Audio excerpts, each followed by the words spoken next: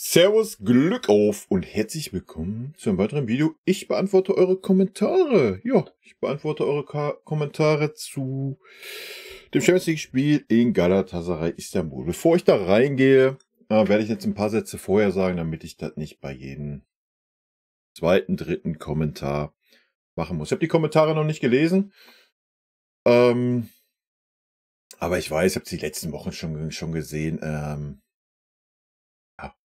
dass die Bayern-Fans gespalten sind, dass, ich würde behaupten, 60-70% das gar nicht verstehen, was ich hier rede oder kritisiere. Der Rest versteht das. Das ist auch vollkommen okay. Ja, nochmal. Es gibt zwei Lager. Die einen freuen sich, dass wir 3-1 gewonnen haben. Gegen Galatasaray, genau, dass sie sich gefreut haben, dass wir in Mainz gewonnen haben. Die anderen sehen den Fußball, den wir spielen, der einfach grottenschlecht ist. So, das kann man einfach mal so festhalten, zumindest aus meiner Warte. Ja, das kann jeder für sich selber beurteilen, wenn ihr den Fußball so toll findet, wenn ihr auf so ein Ergebnis Fußball steht, ist das völlig okay. Vielleicht sind wir als Bayern-Fans, oder ich bleib mal bei mir, vielleicht bin ich als Bayern-Fan auch einfach viel zu verwöhnt durch die letzten 10 Jahre, was wir da an Fußball gesehen haben. Mag alles sein. Deswegen das vorab, das ist meine Meinung. Wenn ihr eine andere Meinung habt, dann ist das völlig okay. Ja, das akzeptiere ich, das respektiere ich. Nochmal, solange ihr nicht versucht, mich von eurer Meinung zu überzeugen, ich tue das im Umkehrschluss auch nicht, ist das für mich völlig okay. Ne? Und mit dieser kleinen Einleitung gehen wir rein. So, Timo Kutschke. Die meisten Mannschaften in Europa hätten ähnliche Probleme gehabt wie wir heute. Einfach mal anerkennen, dass Gala wirklich stark ist, besonders im eigenen Stadion.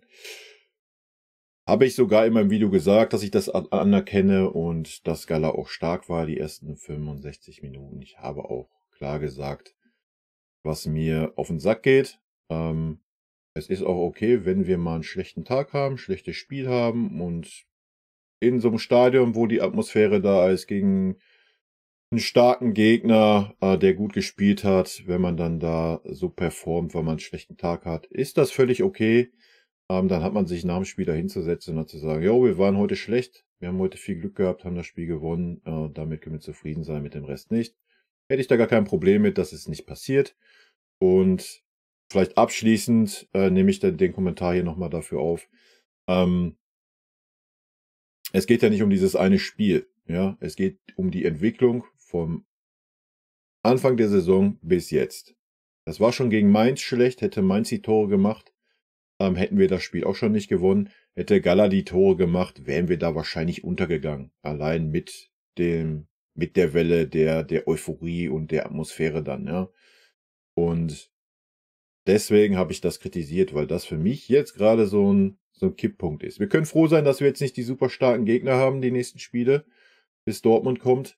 Sonst könnte das echt ins Auge gehen. Aber nochmal, hätte Fahrradkette interessiert am Ende keine Sau. Die Ergebnisse stimmen. Wir spielen Ergebnisfußball. Wir spielen super hässlichen Fußball mit vielen Einzelaktionen. Der eine mag es, der andere nicht. Ich persönlich mag es nicht. Ja, mehr ist dazu nicht mehr zu sagen. Gala zeigt sich besonders stark in ihrem eigenen Stadion. Natürlich hatte man auch Glück und sicherlich erwartet man von Bayern mehr, doch die Chancen wurden genutzt und am Ende zählt vor allem der Sieg. Es nützt wenig unter Nagelsmann 1000 Torchancen zu haben, wenn man die Spiele nicht gewinnt. Der Elfmeter war völlig unnötig. Warum ist Kimmich so hingegangen? Das ergibt für mich keinen Sinn. Vor allem dann noch mit dem Schiedsrichter darüber zu diskutieren. Die Ecken waren wie immer wieder enttäuschend. Es war natürlich zu erwarten, dass Gala nicht die gesamten 90 Minuten mit vollem Einsatz spielen würde. Daher war es klug von Neuern einfach dran zu bleiben. Mir fällt besonders die Körpersprache bei den Spielern auf. Warum gibt es niemanden, der die Spieler auf dem Platz motiviert und das Feuer entfacht? Es scheint mir, als ob da etwas fehlt. Es wirkt so, dass dies ein wiederkehrendes Muster in dieser Saison ist. Es gibt zwar gute Phasen, in denen Tore fallen, aber es sind eben nur Phasen und es fehlt an Konstanz. Ich fand Sané wirklich schwer anzusehen. Heute die Tatsache, dass man Kane so zu ignorieren scheint, ist für mich absolut unverständlich. Trotzdem versucht Harry Kane seine Mitspieler in Vorrang 10 zu setzen, aber es wirkt, als ob die anderen ihn einfach übersehen. Dasselbe habe ich auch gesagt.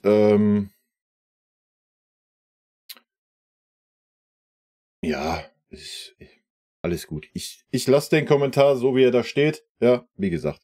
Jeden seine Meinung, ich will euch nicht von meiner überzeugen und ja, man kann das so sehen, wenn einem das so reicht, was man da aktuell sieht. Und wenn man die Entwicklung der Mannschaft sieht vom Saisonstart bis jetzt, ja, was immerhin, glaube ich, 12 Spiele waren, ähm, wenn einen die Entwicklung, die man da sieht, wenn ihr eine seht, euch reicht, dann ist das doch auch okay. Devon, es wird Zeit, dass Harry Kane endlich durchgehend eingebunden wird. Sané hat ihn so oft ignoriert und auch Koman hätte ein paar Mal mit ihm kombinieren können. Deine Bemerkung mit dem Ich-AGs trifft da voll zu. Primo, im Vergleich zu den meisten Medien und Experten habe ich heute die Leistung der Mannschaft wesentlich besser gesehen. Gala war 60 Minuten richtig stark. Es gibt einen Grund, weshalb diese Mannschaft den Menu gewonnen hat und über deren Heimpublikum brauchen wir nicht reden. Bayern hatte in der ersten Halbzeit große Probleme gehabt und Gala einen riesigen Aufwand betrieben. Deshalb war ich mir sicher, dass wir, je länger das Spiel dauern wird, immer besser in Fahrt kommen. So war es dann auch. München hätte zum Schluss auch noch ein viertes schießen können. Überlegt mal, an selber Stelle spielt Dortmund, Leverkusen oder Leipzig, die hätten alle verloren. Aha. Also das glaube ich persönlich nicht. So musst du in einem Champions League-Spiel auswärts gegen das zweitbeste Team der Gruppe erst einmal gewinnen. Ich habe das Spiel auf dem österreichischen Kanal verfolgt. Auch mal interessant, was unsere Nachbarn so über München denken. Sachlich hat sich der Kommentar über die Ecken von Kimmich gewundert. Diese seien seine Schwäche. Diese seien eine Schwäche des Teams und es verwundere, dass sie immer noch Kimmich tritt. Bei Tell ist für die Experten klar, dass dieser künftige Stammspieler bei Bayern wird. Die Entwicklung sei eindeutig. Wohl von Tell haben wir in dem Spiel nichts gesehen. Ja, ich sehe es ein bisschen anders, habe ich in dem Video gesagt. Von daher alles gut.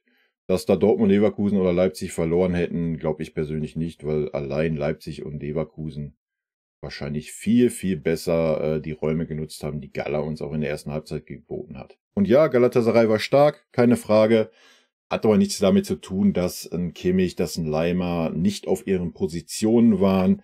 Diese Sachen sind halt, was mich stört. Ich habe das vorhin auch schon mal gesagt. Natürlich, ja, Galatasaray mit dem Stadion, gerade erste 15 Minuten, dann die erste Halbzeit wurden sie getragen vom Publikum, geben Vollgas. Klar war das zu erwarten. Klar war es auch zu erwarten, dass sie das nicht 90 Minuten durchhalten. Ist ja auch alles gut und schön. Hat aber nichts mit der Tatsache zu tun, ja, dass ein Kimmich und Leimer einfach maßlos überfordert waren. Und ja, das ist das Ding. Ja, man kann da so spielen, das ist völlig okay, aber die Einstellung, die Art und Weise, wie es hier vorhin auch schon stand, dass dann nicht mal einer das Heft in die Hand nimmt, sich da mal gegenstemmt und aber ich habe es ja in dem Video ausführlich gesagt. Das ist meine Meinung und ja, ich akzeptiere auch die Meinung. Das ist mir klar, dass viele das so sehen. Das ist auch völlig okay. Ich persönlich sehe das ein bisschen anders und damit ist auch gut.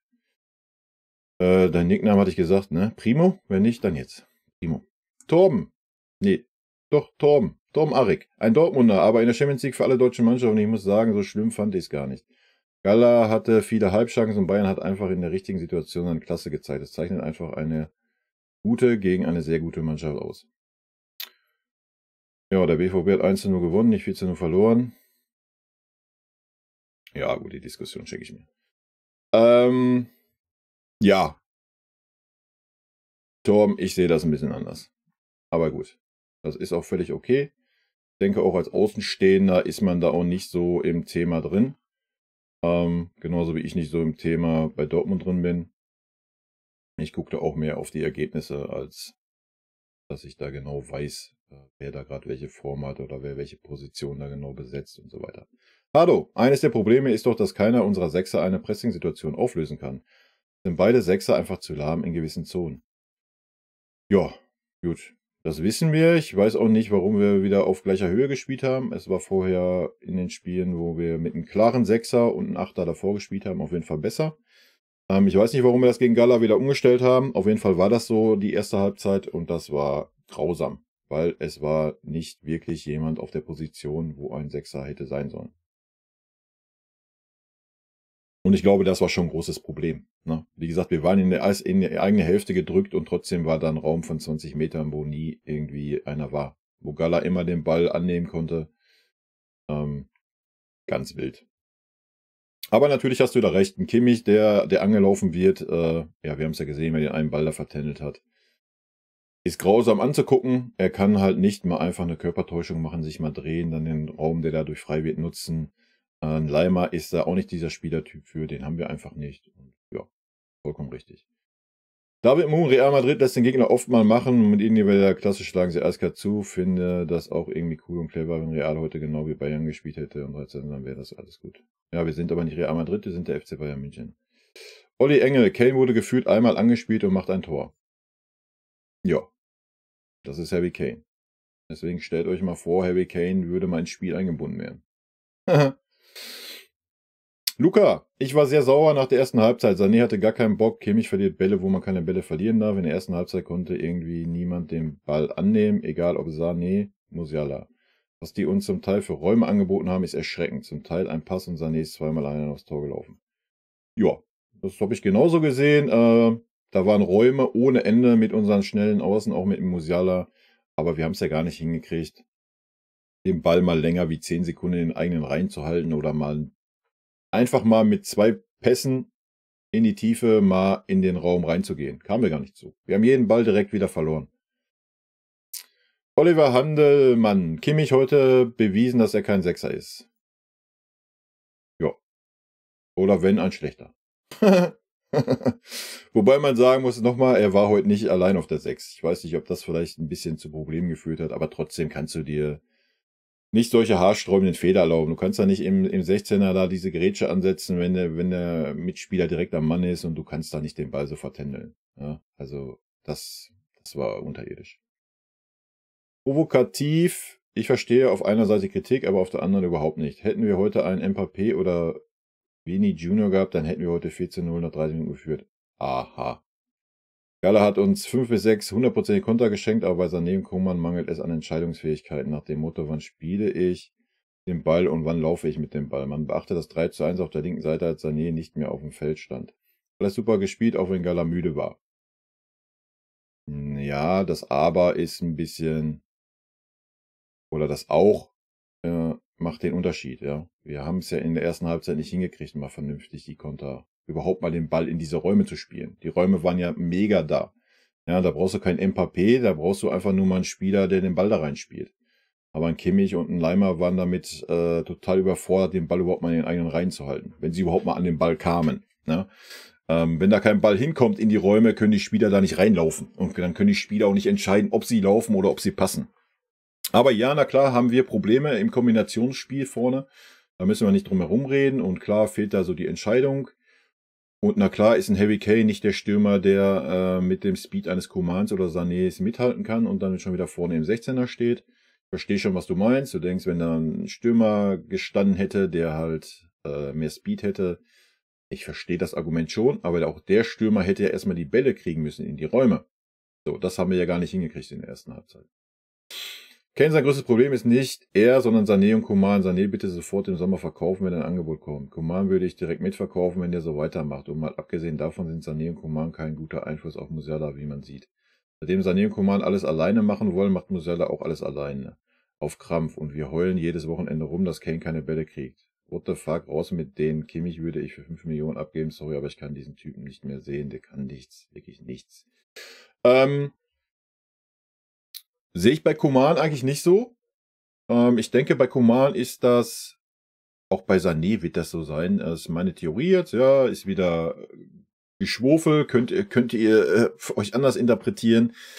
Aber wenn man mal so die Aussagen von Tuchel nimmt, also Coman war ja immer eigentlich der mannschaftsdienlichste Außenstürmer, den wir hatten. Ja, klar hat er auch mal einen Schuss genommen. Das war zum Ende hin auch ein bisschen häufiger der Fall und war auch ein bisschen besser. Aber ansonsten war er ja gerade für Levi auch mit einer der Vorbereiter. Ja, oder der auch mal den vorletzten Ball gespielt hat, der zum Tor geführt hat. Der auch mal eine Flanke geschlagen hat. Das war ja bei Sané und Gnabry schon immer ein bisschen weniger. Die waren ja schon immer mehr so ein bisschen mehr auf sich bedacht, selber das Tor zu machen. Wenn man da mal die Aussagen von Tuchel nimmt, ja, da mal ein bisschen reinhört, dann merkt man schon, dass das so gewollt ist. Ja, ich würde den Spielern da jetzt gar nicht. Ja, natürlich kannst du ihnen schon ein bisschen Vorwurf machen, dass sie teilweise die falsche Entscheidung treffen, aber ich glaube schon, dass das eine Anweisung ist vom Trainer. Genauso wie ich glaube, dass es eine Anweisung ist, dass wir mit keinen Flanken spielen. Weil ich glaube nicht, dass die Spieler da sagen, oh nee, komm, wir spielen ohne Flanken, weil wir haben keinen Bock, wir können nicht flanken, was auch immer. Also das sind schon Vorgaben vom Trainer. Und King hat es ja gut gemacht, die letzten Spiele, hat die Hütten ja gemacht. Ja. Und wenn er sie macht, wie auch das Tor jetzt, hätte er dann natürlich auch spielen können, er hat es aber gemacht, also ist doch alles gut. Ja, also ich fand das beim Koman jetzt gar nicht so schlecht. Es ist auch nicht so, dass Koman nur eigensinnig ist und nur drauf zieht. Er guckt ja schon, nur seine Dinger sind dann immer grottenschlecht. Ja, er guckt dann meistens nicht rein, er rennt dann und dann spielt er den Ball einfach auf den Rückraum vom 16er, anstatt mal zu versuchen, den Stürmer einzubinden. Ja, das ist, was ich bei den Koman ein bisschen kritisiere. Sané verweigert jegliche Flanke, jegliches Kopf hochnehmen, mal gucken, wo ist Harry Kane, man. Bei Sané habe ich das Gefühl gehabt in dem Spiel jetzt, er gönnt dem Harry Kane einfach kein Tor. Ja, sage ich euch, wie es ist. Es ist Champions League, hier muss ich glänzen, hier will ich ein Tor machen. Ich weiß nicht, vielleicht hat er irgendwelche Ambitionen, nächstes Jahr bei, was weiß ich, für einen Club zu spielen und dafür will er irgendwie unbedingt zeigen, dass er das wert ist oder so. Ich habe keine Ahnung. Ich kann es mir nicht erklären, ich kann mich da nicht reinversetzen. Ist bei Sané eh schwer, weil er das Jahr für Jahr zeigt, was er dieses Jahr auch wieder zeigt. Eine gute Phase, dann wieder dieses Mimimi, Ich AG, Rumgeheule, keinen Bock haben. Das alles fördert keinen mannschaftlichen Zusammenhalt, sage ich euch ganz ehrlich. Wenn ihr jedes Mal da so einen Spieler habt, der so abwinkt, so lustlos wirkt, schwierig. Schlechten Einfluss auf Musiala, ja, auch da denke ich, dass das eine Ansage ist. Ja, also ich glaube nicht, dass ein Koman und Sané hingehen zum Jamal und Jamal, du musst jetzt mal ein bisschen eigensinniger werden, ne? Versuch mal lieber die Tore selber zu machen. Ich glaube auch da, dass das schon ein bisschen Einfluss ist, dass das eine Taktik ist. So Harry Kane zieht da 1, 2 Spieler auf sich. Es sind ein paar mehr Räume da, nicht immer, manchmal, die dann diese Spieler durch Einzelaktionen nutzen sollen. Ja. Anders kann ich mir das nicht erklären, weil wir schon Kombinationsfußball mit denselben Spielern gesehen haben. Ja, das muss man mal so sagen. Also wird das ja schon irgendwo eine taktische Anweisung sein. Ich denke mal, nach 12 Spielen, die wir gesehen haben, wo es in jedem Spiel so ist, können wir davon ausgehen, dass es eine taktische Anweisung ist. Ansonsten wäre der Trainer fehl am Platz, wenn er sagt, ey, ich will hier aber eigentlich seit 12 Spielen Kombinationsfußball sehen, aber die Jungs können es nicht umsetzen. Also dann wäre er eh falsch am Platz. Ja, von daher wird das eine taktische Anweisung sein. Ja, und da muss jeder selber wissen, wie er das sieht. Kimmich war unterirdisch. Ja, Kimmich war maßlos überfordert. Aber Kimmich ist schon immer überfordert, wenn er allein nur angelaufen wird. Und dann hat er heute noch einen Gegner gehabt, der ihn konsequent aggressiv gepresst hat. Und dann ist ein Kimmich, dann kommt er nicht klar. Da müssen wir nicht drüber reden, ja. Survival, geile neutrale Analyse, Gratulation an euch für den Sieg. Ja, das Spiel hat gezeigt, dass Dominanz allein nicht alles ist und man schnell bestraft wird, wenn man seine Chancen erneut nicht nutzt. Ich wusste, dass Bayern es nicht einfach haben wird, aber dass sie sich so schwer tun, war mir dann auch ein Rätsel. De Ligt einfach immer stark. Es mag zwar manchmal so aussehen, als würde er falsch stehen oder ähnliches, aber wenn du solche schlechten Mitspieler hast, kannst du nur ein schlechtes Stellungsspiel abliefern.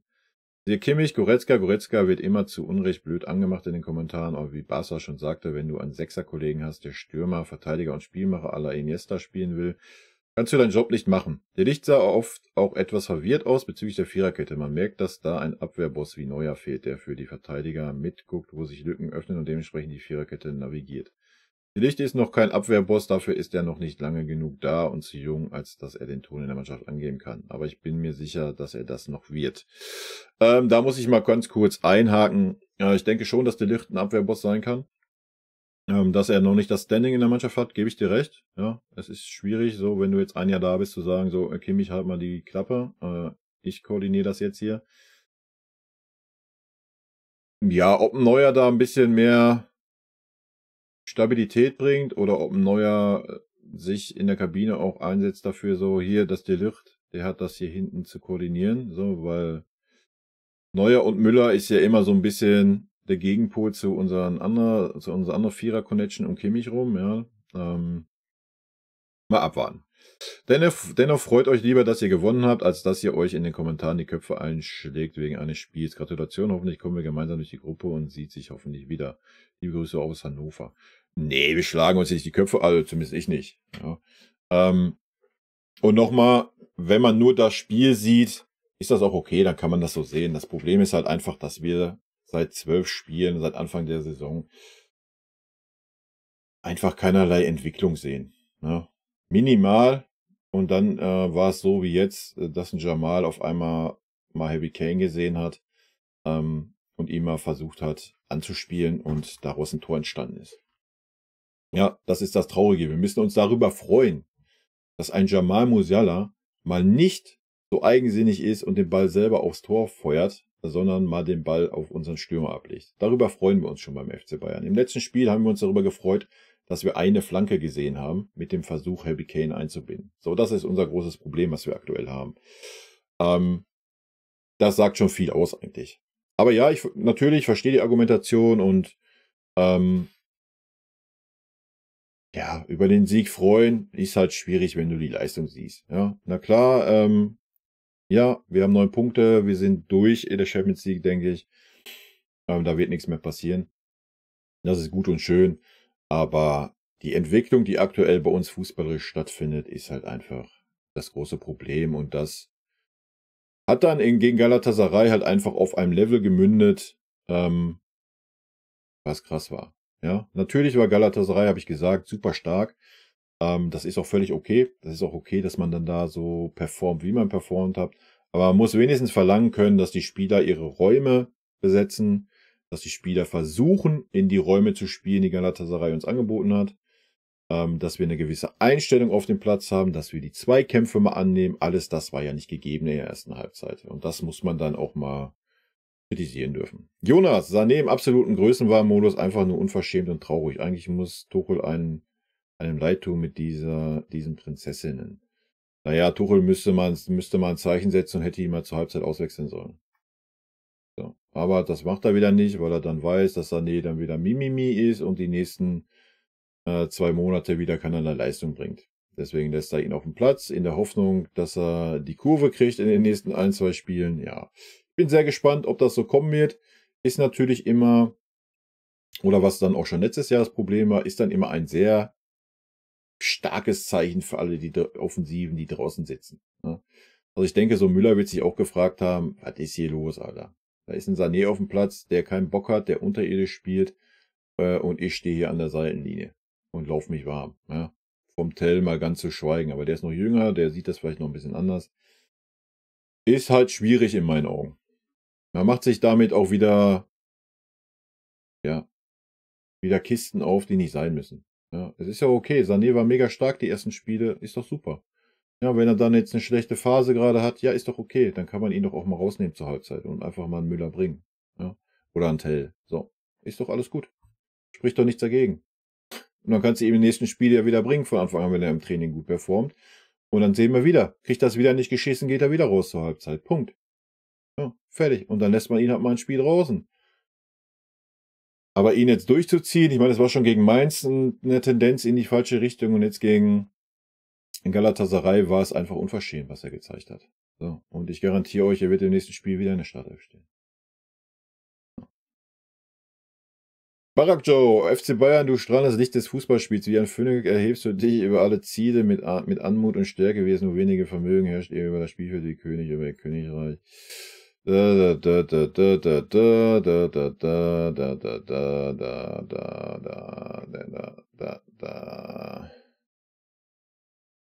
Ja, nettes Gedicht, Lied, wie auch immer. Gratulation. Tribbel, ich vermisse die Eurofighter von 1998 bis 2001. Die Eurofighter waren noch die Schalker, war? Also Mike Biskins und so. Jo. Ich vermisse die Eurofighter von 98 bis 2001 beziehungsweise bis 2002 von Ottmar Hitzfeld. Das war charakterlich mit der Mannschaft der 70er das Beste, was Bayern München international zu bieten hatte. Klar, 2013 und 2020 waren die Mannschaft fußballerisch top. Naja, 2013 war die Mannschaft charakterlich aber auch ganz vorn dabei, würde ich behaupten. Mir tut Thomas Tuchel einfach leid. Dieses Spiel ist der Beweis, dass einige Spieler im Paket gesehen kein Bayern München Niveau haben. Sané verdient irgendetwas mit 17 Millionen netto, glaube ich. Er verdient keine 17 Millionen netto, das wären 34 Millionen brutto. Also das verdient er nicht. Der verdient so wie Kimmich und Goretzka um die 20 Mille 21, 22 brutto. Sowas in der Richtung. Er ist mit solchen Auftritten keinen Cent wert. Um es kurz zu machen, Sané verkaufen, Kimmich auf RV stellen oder verkaufen. Mazraoui muss auch schnell auf das Niveau kommen, was er schon bei Bayern gespielt hat und am besten das Niveau auch konstant halten. Naja, Mazraoui ist das Problem, denke ich, eher der Trainer. Ja, muss man mal so sagen. Also, aber auch verständlich, weil der Trainer nie auf ihn gesetzt hat. Ja. Und dann auf einmal keine Alternativen da. Ach ja, jetzt setze ich auf Mazraoui. Ja, ich denke, er hat gezeigt unter Nagelsmann, was er spielen kann. Das war mega stark. Das haben wir unterm Tuchel noch nicht einmal gesehen. Und ja, dann ist dafür auch mit der Trainer verantwortlich. Natürlich am Ende des Tages der Spieler. Aber nochmal, wenn Spieler kein Vertrauen spürt, ja, ist es dann halt auch irgendwo schwierig. Wenn er das nicht schafft, sollte man auch über einen Verkauf nachdenken. Bei Coman, finde ich, sieht man am besten, wie diese Chaos einen runterziehen kann, weil er auch sowas von Bayern München nicht gewohnt war bis jetzt. Kane, Tell, Kim, De Ligt, Davies und Ulreich konnten einem nur leid tun. Bei allem Respekt vor Galatasaray, ihrem Publikum und der Atmosphäre, aber mit Qualität, die Bayern hatte, musst du mit einem hochverdienten 1:5 nach Hause fahren und das Galatasaray in 14 Tagen keine Lust mehr, nach München zu kommen, das Rückspiel zu spielen. Der Spielstil war maßgeschneidert für unsere schnellen Spieler. Ja, das sehe ich ganz genauso. Also da bin ich 100% bei dir. Der Spielstil von Galatasaray, du hättest die gerade in den ersten 15, 20 Minuten mit ganz einfachen Mitteln komplett zerlegen können. Ne? Haben wir aber nicht hingekriegt, weil Galatasaray natürlich auch stark war im Pressing, ja, uns da keine Ruhe gegeben hat. Aber wir haben es halt einfach nicht hinbekommen, in der Mitte da mal Ruhe reinzukriegen. Ja, da hat halt einfach der Typ Xavi Alonso oder Thiago gefehlt. Oder auch Magroka konnte das super, wenn er angelaufen wird von ein oder zwei Leuten. Einfach den Ball zu behaupten, sich zu drehen, eine Körpertäuschung und dann einen Ball in die Tiefe zu spielen. So, das haben wir auf dieser Position einfach nicht und dann sieht das so aus, wie es aussah. Und das hat Galatasaray super erkannt, dass das unsere Schwäche ist und hat das super gespielt. Ne? Ich verstehe Tuchel, dass er das und andere aktuell schönreden muss. Ich glaube, wenn er in seiner brutal ehrlichen Art mal wirklich sagen würde, was in dieser Mannschaft los ist, knallt es richtig. Dieses Spiel liegt mir schwer im Magen. Ich schaue die Spiele oft draußen in Cafés, Kneipen und so weiter. Und wenn ich da manche Leute von dem aktuellen Bayern München quatschen höre, könnte ich... Meh. Kimmich und Sané die besten Spieler Deutschlands und so weiter. Und klar ist auch, dass es aktuell in der Breite des Kaders nicht stimmt. Und das Schlimme ist ja noch, dass du die Garantie hast, dir das bis Weihnachten anzugucken. Und wenn du Pech hast, noch bis Ostern bzw. Mitte Mai. Mich stört die Einstellung dieser Spieler, die diesen Sport zu ihrem Beruf gemacht haben und am Ende des Tages nicht alles geben. Hartes Level. Sorry, ist doch ein bisschen länger geworden. Ja, alles gut. Ich stehe auf lange Kommentare. Wenn sie inhaltlich was bieten und nicht nur einfach irgendwie ein Vers sind, ist das für mich völlig okay. PS, okay, Generation Wembley war auch super. Ich glaube, die älteren Menschen auf diesem Kanal verstehen mich schon, was ich sagen wollte. Ja, ich verstehe das natürlich vollkommen. Und ja, ich habe es ja am Anfang des Videos gesagt, es ist okay.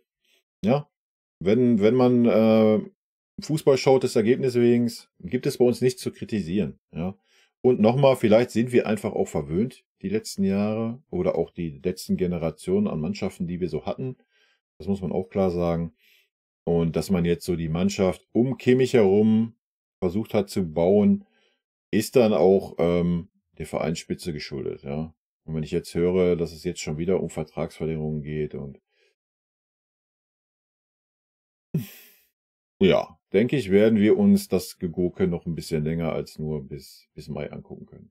Ich glaube auch nicht, dass wir in der Winterpause groß zuschlagen werden. Ich denke, wir werden vielleicht 1 bis 2 Leihen machen oder einen Spieler für 15, 20 Mille holen. Mehr werden wir im Winter nicht investieren, was auch völlig richtig ist. Ja, also es wäre fatal, jetzt im Winter irgendwie für irgendeinen Nottransfer à la Palinja da irgendwie 60, 80 Millionen rauszuhauen. Das fühle ich halt auch nicht.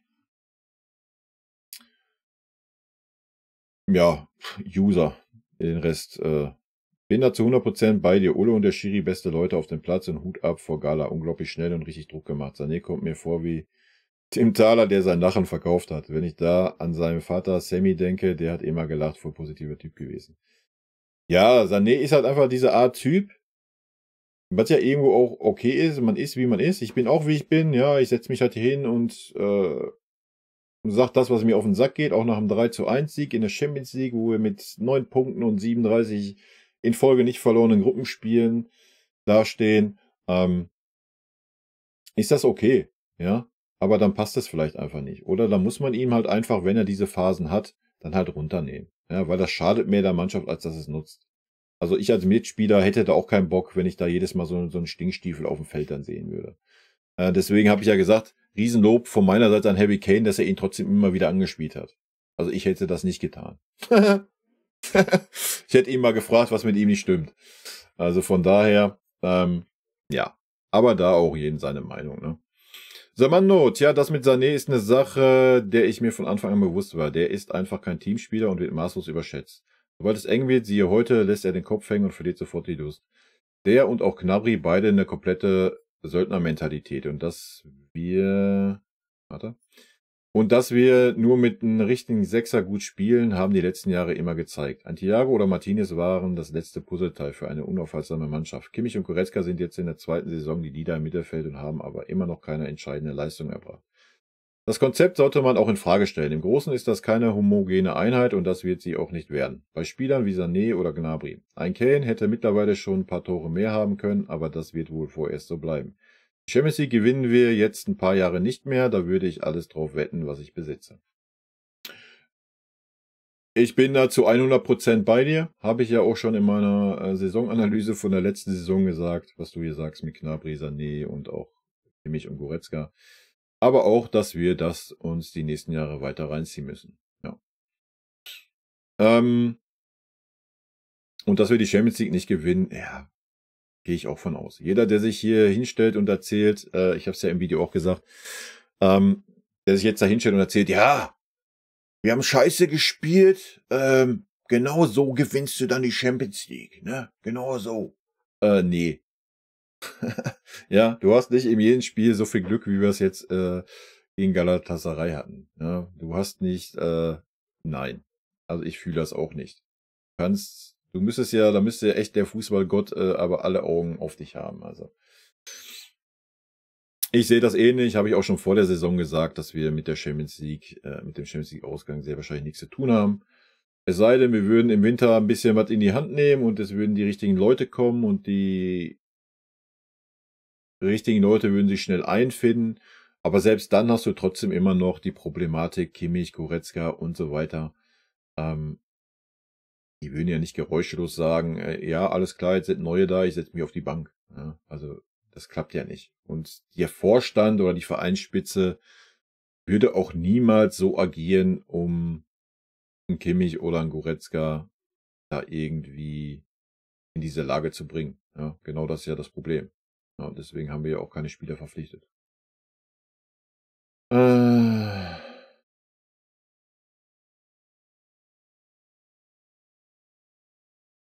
Was hast du? Was besitzt du? Man weiß ja nie, bevor die Bayern 2020 Champions League gewonnen haben, wurde von Experten prophezeit, dass die Bayern international nicht mehr gewinnen werden. Also 2020 würde ich da jetzt auch echt nicht als irgendeinen fußballerischen Maßstab sehen. Ja, also 2020 musst du echt mal außen vor lassen, diesen Champions League gewinnen. Klar haben wir den gewonnen, wir haben 6 Titel gewonnen. Ja, na klar, war das auch fußballerisch und war das auch verdient. Aber ja, nicht jeder ist mit der Corona-Situation so gut umgegangen, wie es der FC Bayern oder wie es generell die deutschen Vereine sind. Ja. Das irgendwo jetzt als Maßstab zu nehmen, oh nein, fühle ich nicht. Und na klar, ja, wir brauchen nicht darüber reden, dass man durch Tagesform und durch Lust und Laune, wir haben einen guten Kader, da müssen wir nicht drüber reden. Es ist nicht so, dass du sagst, es ist unmöglich, die Champions League zu gewinnen. Ja, wenn du Losglück hast und du kommst irgendwie durch, was weiß ich, ungeahntes Losglück ins Halbfinale, ja, natürlich besteht dann immer die Chance, ins Finale zu kommen. Und Finale ist ein Spiel. Wenn du dann so ein Spiel machst wie gegen Gala heute und gewinnst dann 3-1, dann bist du Champions League-Sieger. Ja, Punkt. Natürlich ist das möglich. Ja, aber wenn man sieht, wie die Entwicklung ist von Saisonanfang bis jetzt, die einfach in meinen Augen nicht vorhanden ist, glaube ich persönlich da nicht dran. Ja. Klar, wir können uns jetzt alle hinsetzen und können à la Chelsea, wie Chelsea gegen uns die Champions League gewonnen haben, uns hier hinsetzen, die Daumen drücken und hoffen und beten. Aber ist das, was man als Bayern-Fan tut? Wenn man als Bayern-Fan sehen will, wollt ihr den Fußball sehen und damit die Champions League gewinnen? Ich persönlich möchte das nicht. Das muss aber jeder für sich wissen. Ja? Also da gewinne ich lieber nicht die Champions League und erfreue mich darüber, dass ich Bayern-Spiele gucken darf und sehe guten Fußball, als dass ich die Champions League gewinne und so einen Drecksfußball sehe, wie ich ihn aktuell sehe. Aber ja, das ist nur meine Meinung. Ich weiß, dass das ganz, ganz viele von euch anders sehen, dass da der Erfolg an erster Stelle steht. Das ist auch okay. Fußball ist ein Ergebnissport, alles gut. Liegt einfach vielleicht daran, dass ich so ein alter Sack bin und schon genug Fußball und Titel mit unserem Verein miterlebt habe. Und klar, es ist immer was Besonderes, die Champions League zu gewinnen. Ja, aber wie ich es gerade ausgeführt habe. Ne? Portland! Fühle deine Worte zu Kane so sehr. Was für Egoisten, besonders Sané. Wenn man Kane wenigstens dreimal den Ball im und um den Strafraum zuspielt, wird er immer mindestens ein Tor machen. Wir können so gefährlich sein, wenn die Spieler Kane mehr einbinden mögen. Ja. Und dann gibt es nichts hinzuzufügen. Tyrone, das war wirklich erschreckend gestern von nahezu der ganzen Mannschaft. Ich verstehe mal wieder nicht, warum Tell so spät kam. Gerade bei der Leistung von Rio hätte er viel früher kommen müssen. Tuchel wirkte auf mich heute irgendwie auch total eingeschüchtert oder so, als ob ihm alles egal wäre während des Spiels. Ganz komisch heute alles und unser Positionsspiel war der größte Witz. Ja, ich habe es ja zu Sané gesagt. Ich denke, ja, da hätte er Sané ausgewechselt zur Halbzeit oder zur 60. Wäre wahrscheinlich die nächsten Wochen super bockig gewesen und hätte gar keinen Bock mehr gehabt, wäre wieder in irgendein Loch gefallen und deswegen denke ich, wird Tuchel ihn auf den Platz gelassen haben. Aber ich bin da bei dir, ich sehe das genauso. Ja, es ist Leistungssport und er hat die ersten Spiele super gespielt. Wenn er dann mal ein Spiel schlecht spielt, war gegen Mainz der Fall, kann man das so handhaben, habe ich ja auch gesagt.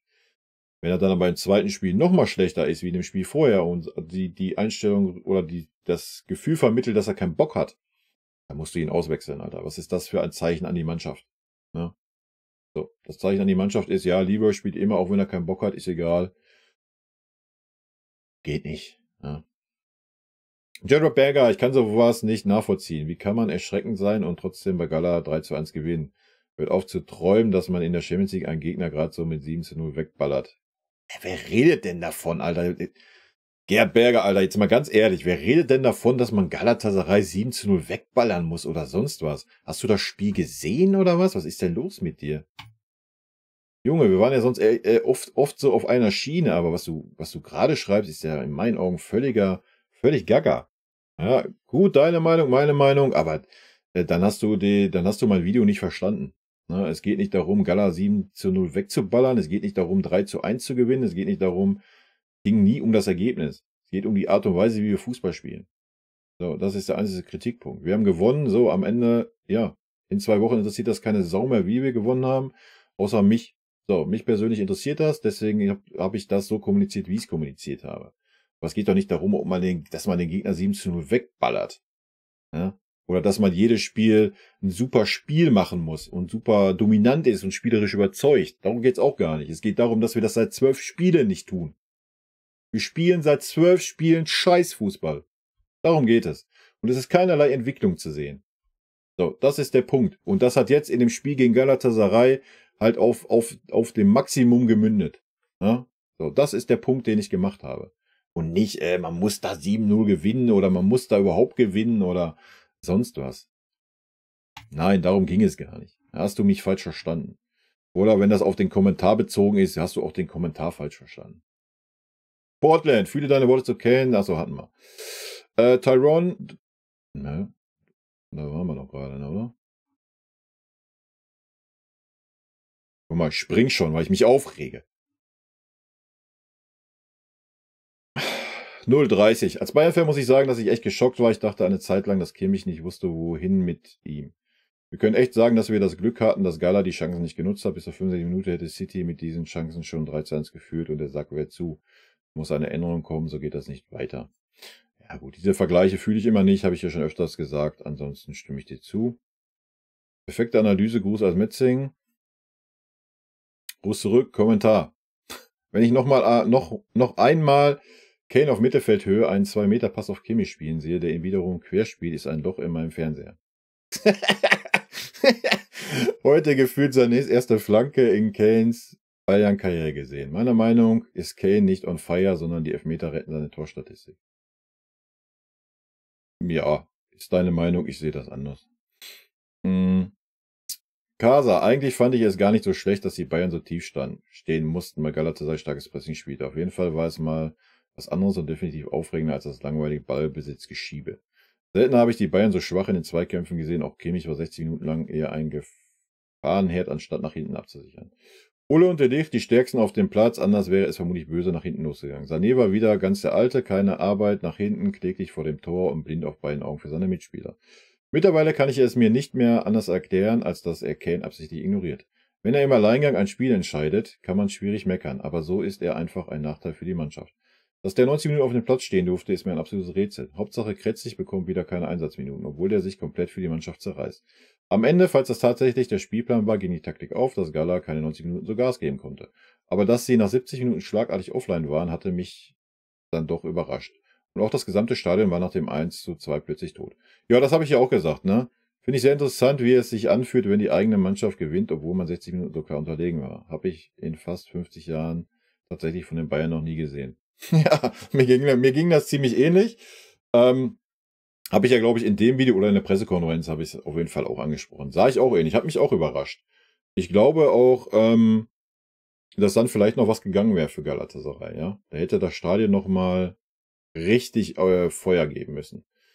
Aber anscheinend waren sie dann einfach auch enttäuscht oder konnten es nicht glauben. Ich konnte es mir auch nicht erklären. Fand ich auch ein bisschen komisch. Nach dem 1:3, okay, kann man sagen, ist verständlich, ja, ist der Drops gelutscht.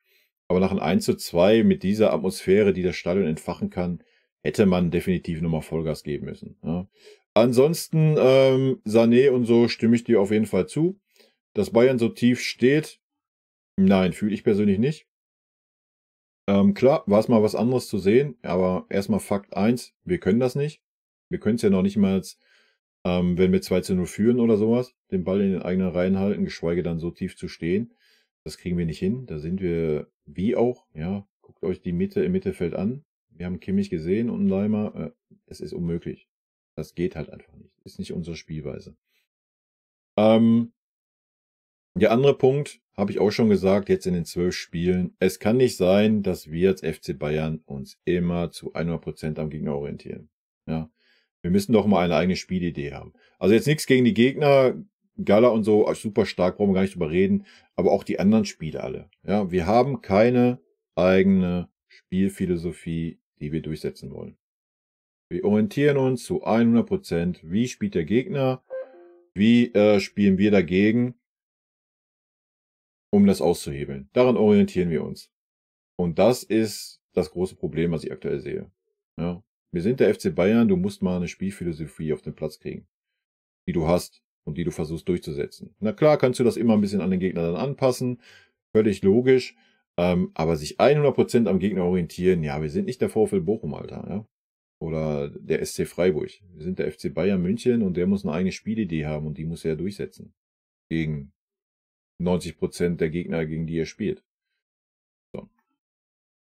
Kai, servus, Namensvetter. Ich finde es richtig gut, dass es diesen Kanal gibt. So wie Bayern spielt, ist es einfach nur eine Frage der Zeit, bis es knallt und die nächste Krise vor der Tür steht. Die Fans, die sich darüber beschweren, dass sich hier jemand hinstellt und mahnt, die Schwachpunkte aufzeigt, sind die typischen Erfolgsfans, für die nur das Resultat zählt, nicht aber wie es zustande kam. Übrigens beim Thema Kimmich kam gestern von Mario Basler ein Statement bei Sport 1, was mir doch sehr, sehr bekannt vorkam. Egal, was manche von seiner Meinung halten, ist es doch schon extrem belustigend, wie deckungsgleich in vielen die Aussagen mit diesem Kanal sind. Naja, Basler hat ja auch keine Ahnung vom Fußball.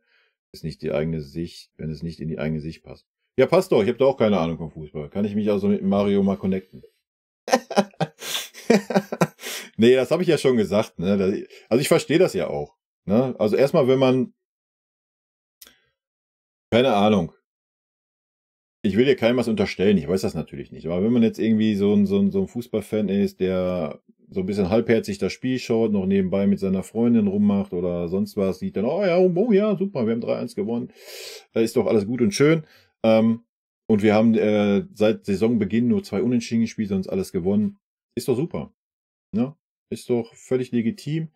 Wenn man aber, wie ich schon sagte, seit Jahrzehnten den FC Bayern und jedes Spiel schaut und die ganzen Mannschaften miterlebt hat, dann sieht man das halt einfach ein bisschen anders. Ist vielleicht einfach daran geschuldet, dass man ein alter Sack ist. Ja, dass man das da nicht nachvollziehen kann, wenn man 20 ist und seit 5, 6 Jahren Bayern München schaut.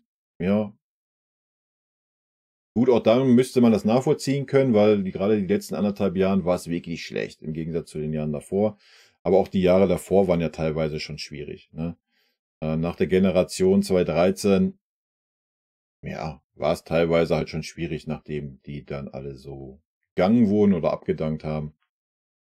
Aber ja, das ist völlig okay. Ne? Ich will die Leute ja auch gar nicht von meiner Meinung überzeugen. Und die Leute müssen mich nicht von ihrer Meinung überzeugen. Jeder, nochmal, dem Ergebnis Fußball gefällt, ist bei uns super aufgehoben, weil das ist, was wir gerade zeigen. Ja, aber wie ich es gerade schon gesagt habe, ich erwarte vom FC Bayern einfach was anderes. Ich erwarte eine Spielphilosophie, die versucht wird, auf den Platz zu bringen und durchzusetzen. Ja, und das sehe ich diese Saison gar nicht. Absolut null. Wir haben keinerlei Spielphilosophie. Okay, wir können argumentieren, unsere Philosophie ist, wir setzen auf unsere 3 offensiven Spieler, dass sie mit irgendwelchen Einzelaktionen Tore erzielen. Ja, soll man das eine Spielphilosophie nennen? Ich weiß nicht. Jacred Phanom Shit. I don't know. Wird immer zu spät gewechselt. Problem ist weiterhin das Mittelfeld. Heute hat ein Goretzka gefehlt. Goretzka hätte heute nichts anders gemacht. Auch ein Goretzka ist kein Spieler, der irgendwie mal den Ball auf der 6 annimmt, sich da mal gegen 1, 2 Spieler behaupten kann und sich dreht und den freien Raum sucht. Auch das ist ein Goretzka nicht. Ein Goretzka wäre heute genauso mit untergegangen. Ist meine Meinung.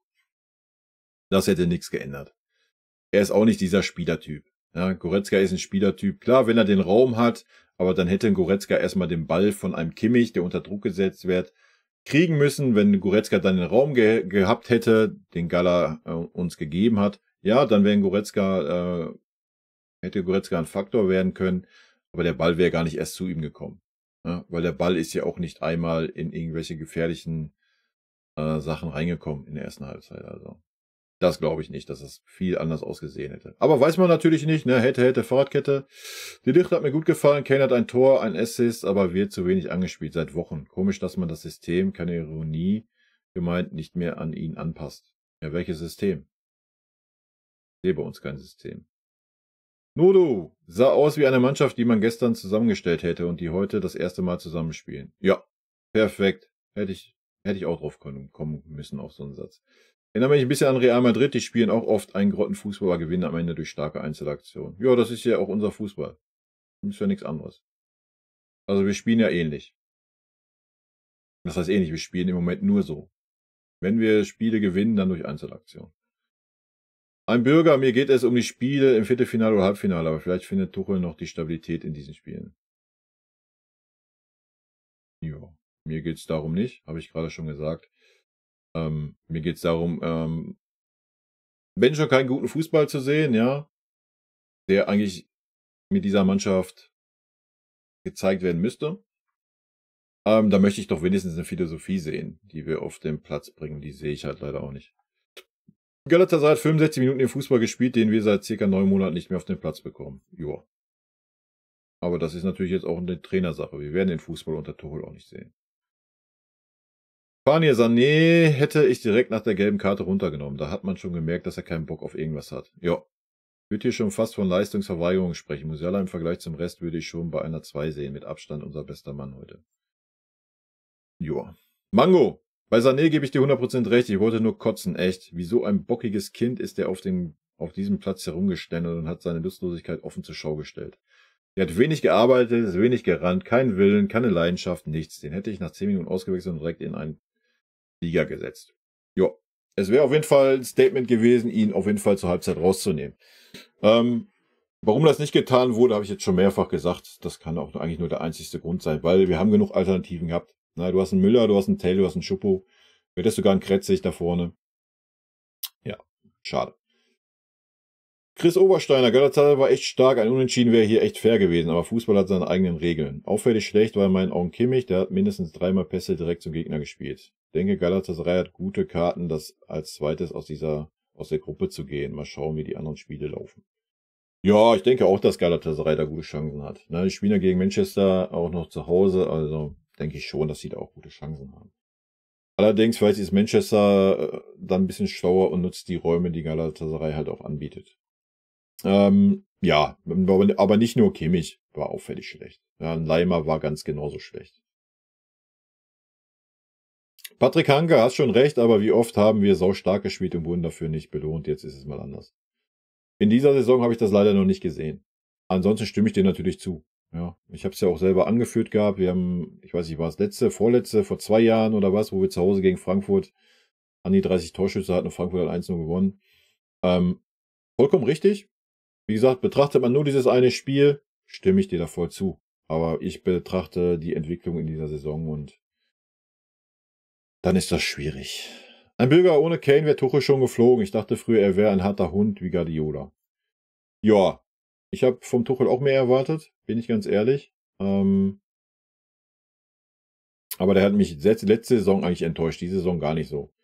Letzte Saison halt einfach, und das wird auch das Problem, glaube ich, sein, was er jetzt hat, diese Saison, dass er letzte Saison nicht schon Tacheles geredet hat, ja, und nicht nach Leistung aufgestellt hat. Er hat letzte Saison alle einfach versucht, das abzumoderieren, das Ding irgendwie nach Hause zu schaukeln und eigentlich war da schon alles im Keller, ja. Wir sind nur deutscher Meister geworden, weil Dortmund sich selber am Bein gestellt hat.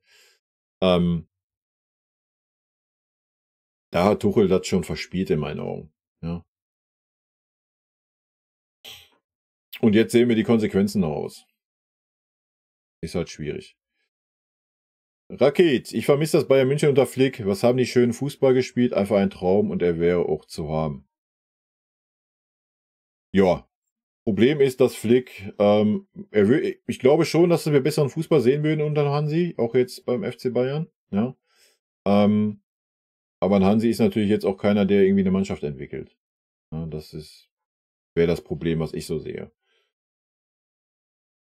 Ja, aber wir würden wahrscheinlich anderen Fußball sehen, definitiv. Ja.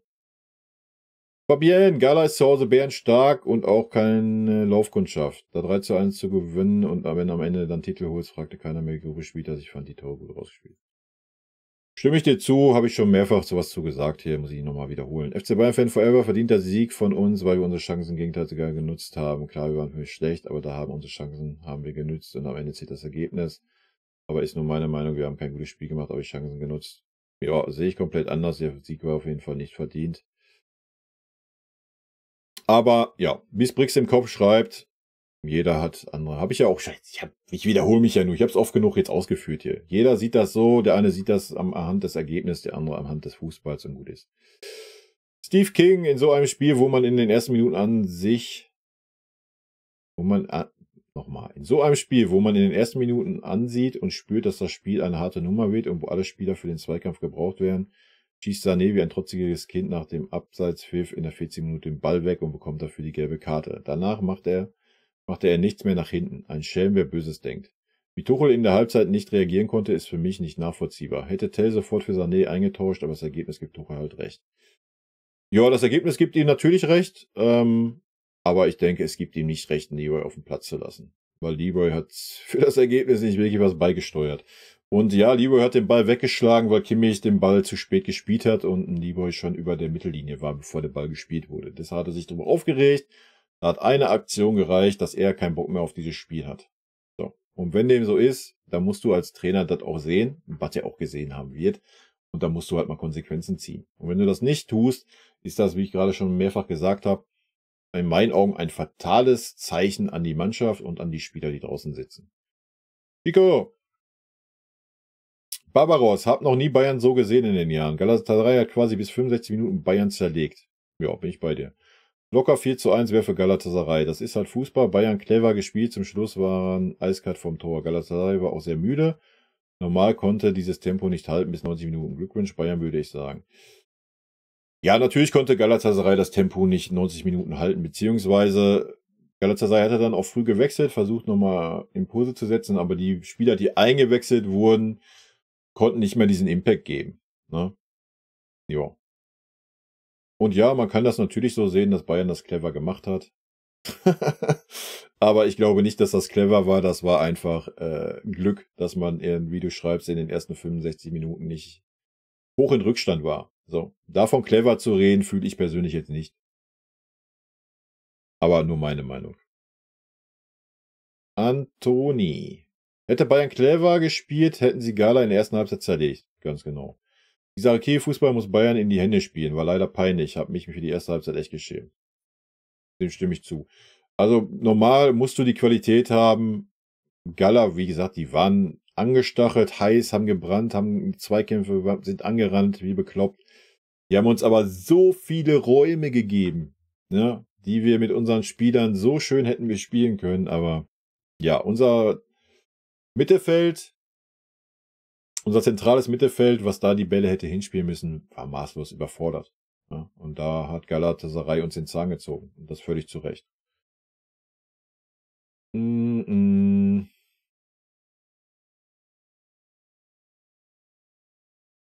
Nee, das Bayern, also erstmal, ich gebe dir kein Herz, Vergewaltigung fühle ich jetzt in dem Zusammenhang nicht als Wort.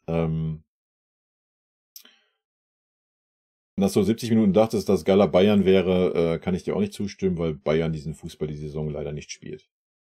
So, wir haben so einen Fußball bei uns in dieser Saison noch nie gesehen. Auch letzte Saison eigentlich auch nicht, seitdem Tuchel da war. Mit Ligo sehe ich genauso. Heavy Metal Piles, Servus.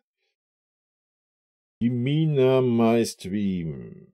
Ja, oder so. Geiler Typ, bin soeben zufällig auf dein Video und somit auf dich gestoßen und muss sagen, super authentisch und gut analysiert. Gefällt mir auch sehr, wie du trotz den manchmal aufdringlichen Fans der Gegenseite, zum Beispiel dort Stärke im Stadion, die Leistung, die Galatasaray heute an den Tag gelegt hat, erwähnst und etwas drauf eingehst. 65 Minuten gegen die Wand gespielt, Gala baut sich zurzeit wirklich was auf, aber verwerten ihre Torchancen einfach nicht. Bin extrem gespannt auf das Rückspiel, hab Tickets für die Allianz Arena. Danke für deine Ehrlichkeit und Glückwunsch zum Sieg, ein Gala-Fan. Ja, was soll man da sagen? Es war ja völlig verdient, ja. Nochmal, wie es auch vorher in dem Post stand, hättet ihr die Dinger genutzt und auch diese Halbdinger einen Tacken besser rausgespielt, wäre das richtig böse ausgegangen für uns. Ja, da müssen wir auch nicht drum herum reden. Das muss man anerkennen, wenn eine Mannschaft so spielt. Aber nochmal, wenn eine Mannschaft so spielt, hätten wir halt auch diese Räume nutzen müssen, die Galatasaray uns geboten hat. Aber da waren wir nicht in der Lage zu. Eben auch deswegen, weil Galatasaray einen Leimer und einen Kimmich komplett rausgenommen hat. Ja. Jo. What's up? Kane und Ulle sind King. Alles andere verkneife ich mir lieber nach dem Spiel, auch wenn Gala gut gespielt hat. Rakit, ich hätte Sané schon nach 30 Minuten ausgewechselt. Also bei mir rennst du damit offene Türen ein. Ich hätte ihn auch schon eher ausgewechselt. Also ich hätte ihn vielleicht irgendwie einmal an die Seitenlinie zu mir geholt, hätte gefragt, Junge, was ist heute los mit dir? Hast du keinen Bock? Hätte das nichts geändert, hätte ich ihn auch ausgewechselt. Da hätte ich gar keinen Trara gemacht. Und eigentlich habe ich immer gedacht, dass ein Tuchel auch diese Art Trainer ist, ja, der halt auch mal klare Kante zeigt gegen Spieler, die keine Leistung zeigen. Aber das haben wir schon in der letzten Saison gelernt, dass dem nicht so ist. Ja, und er argumentiert es ja auch immer wieder regelmäßig in den Pressekonferenzen. Spieler, die lange bei uns sind, die den Erfolg haben und so weiter, sind natürlich, die können auch scheiße spielen. Oh, jetzt bin ich gespannt, da ist ja wieder der Ruhrpott. Da kommt doch wieder jetzt ein Knaller-Kommentar, oder? Mal gucken. Bleibt bei meiner Gesamtprognose, in der Champions League wird, wenn man Losglück hat, maximal bis Viertelfinale gehen. Triple absolut nicht drin mit der Truppe. Sané kehrt wieder zur gewohnten Form zurück. Langsam befürchte ich, die letzten 2 Spiele waren schon nicht mehr so krass wie der Saisonstart. Das gestern war wieder Müll. Ja, weiß ja nichts anderes, wie ich bisher auch schon gesagt habe. Kimmich, sowieso brauchen wir nicht reden. Das war und wird nie was auf der 6 sein. Gutes Saisonspiel hat er gegen Mainz gemacht. Da wird außer Blubbern nichts mehr kommen die Saison. Die ganze Mannschaft ist nicht Fisch und nicht Fleisch. Irgendwie passt das alles nicht so ganz. Weiß nicht, ob du dich erinnerst, sagte ja mal im Sommer, dass ich nicht glaube, dass es insbesondere hinten harmoniert. Weil das alles unterschiedliche Typen sind, wo jeder eine andere Kultur, Sprache, Einstellung, Religion kriegt. Ja, erinnere ich mich an den Post. Da ist es einfach verdammt schwer mit der Absprache und der Harmonie. Ich weiß nicht, was die bei der Zusammenstellung gedacht haben, aber für mich passt das alles nicht zusammen hinten. Da ist keiner dabei, wo ich sage, krass, Weltklasse. Noch stimmen die Ergebnisse. Meiner Meinung nach aber nur, weil die letzten Gegner wenig Qualität haben und keine Topclubs waren. So eine erste Halbzeit wie gestern hätte man selbst gegen Leipzig wieder 3-0 hinten gelegen. Ja, definitiv. Von Real oder Man City will ich gar nicht reden. Hab die Saison international abgehakt. Ja, Das war ja mal ein sehr guter Post von dir. Sehe ich ganz genauso. Gibt es eigentlich nicht viel zu sagen. Mit Sané habe ich schon die ersten, weiß nicht, im dritten Spiel, was wir von ihm gesehen haben, wurde ich dafür schon in den Kommentaren wieder angefeindet, dass ich gesagt habe, dass er keine Weltklasse hat und wir mal abwarten sollen, wie lange diese Form anhält. Jetzt kann ich auch noch mal sagen, wie nach dem Spiel gegen Mainz, das waren jetzt 2 schlechte Spiele. Schauen wir mal, ob er noch die Kurve kriegt und jetzt vielleicht dann wieder gut performt. Ich meine, die nächsten Gegner sind jetzt nicht, oder der nächste Gegner ist jetzt nicht überstark. Da wäre das vielleicht drinne. Wenn er ein Tor macht, vielleicht kriegt er nochmal die Kurve. Ich weiß es nicht. Aber ja, er ist kein Spielertyp für den FC Bayern und da bleibe ich bei. Zu dem Rest, ich kann nichts hinzufügen. Ja, gut, das mit der Kultur, Sprache, Einstellung, Religion, Charakter, Mentalität sehe ich ein bisschen anders. Für mich hat Kultur, Sprache, Religion gar nichts damit zu tun. Absolut null. Einstellung, Charakter, Mentalität, gehe ich mit, stimme ich dir zu 100% zu. Ob das jetzt aber ein Holländer und ein Koreaner und ein Marokkaner und ein Kanadier ist, oder ob das 4 deutsche Spieler wären, wenn die Einstellung, der Charakter und die Mentalität nicht stimmen, bringt dir das auch nichts, wenn die Deutsch können. Ja? Und ich denke, jeder da hinten von den Vieren kann Englisch sprechen. Aber ich denke, auch jeder von diesen Vieren da hinten versteht mittlerweile Fußballbegriffe auf Deutsch. Ja? Da gehe ich von aus, gerade in De Ligt. Minjay vielleicht noch nicht so ganz, da stimme ich dir natürlich zu. Aber dann kommuniziert man auf Englisch. Also das ist nicht das Problem. Ich denke, Einstellung, Charakter, das sind schon so die Dinge und die Mentalität, die vielleicht fehlen, ja. Und natürlich auch, dass man es versäumt hat, da hinten in der Viererkette den De Ligt als Leader von Anfang an, vom Start der Saison zu integrieren und sagen, du bist hier der Abwehrboss, sieh zu, dass du die Vierer-Abwehrkette in den Griff bekommst und organisierst. So, ich denke, das war halt auch ein Riesenfehler und das sieht man halt jetzt, ja. Hat auf Minjay gesetzt als Leader, als neuer Abwehrboss. Und ich denke, da können wir festhalten, dass das in die Hose gegangen ist. Wie soll er das aber auch machen? Habe ich auch schon öfter gesagt. Wie soll man das verlangen von einem Spieler, der gerade neu da ist, der die Spieler nicht kennt, der die Sprache nicht kennt? Wie soll der jetzt da sich da hinstellen und sagen, ja, ich bin jetzt hier der Abwehrboss und mache jetzt hier, koordiniere euch hier? Das klappt halt nicht. Ja. Also das war ein Riesenfehler vom Tuchel. Fabulous. Gibt es eigentlich irgendwo Live-Watch-Alongs zu Bayern-Spielen wie Bayern-Fans? Gucke gerne Watch-Alongs, aber die ich kenne, sind meist gegen die Bayern. Ich habe keine Ahnung, was das sein soll. Ich bin alt. Musst du mich aufklären. Wenn du da so Stadion-Dinger meinst, da gibt's 1, 2, ja. Ich habe keine Ahnung, was das sein soll. Meinst du so...